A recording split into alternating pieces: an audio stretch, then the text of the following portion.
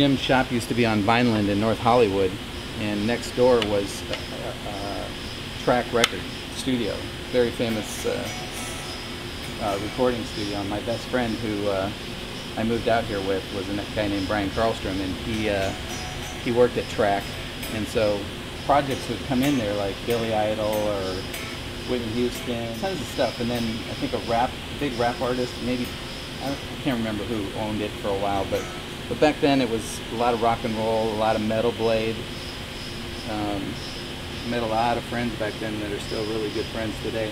But anyway, I would go and set up guitars for them. And I was just a young, goofy kid, and a band called the River Dogs was in the studio. And at the time it was Vivian Campbell was the guitar player. I think he still plays with them. I think they did a reunion show or a Hey We're Still Alive show recently. But I set up the guitar that he played. I'm pretty sure it was the guitar he played in the Whitesnake video, Still of the Night. And I just set it up, did my normal thing. Probably did it at the shop. Jim probably helped me. And I took it back and I left it. And the next day I went into the studio and there were 9 guitars with a note that said, please set these all up just like you set up the other guitar. And I called up Vivian and I was talking to him, and he said, he goes, I don't know what you did, but my guitar has never played like that, and none of my guitars have ever played like you made my guitar play. And I thought, wait, you were already in Dio and Whitesnake? Really?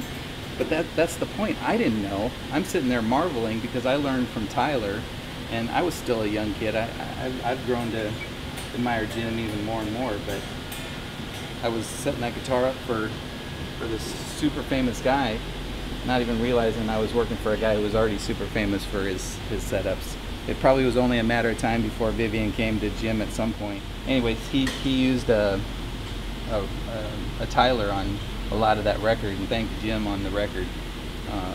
If you look on the River Dogs record, it says thanks to Tyler Guitars for just all the work we did for him and stuff. But anyway.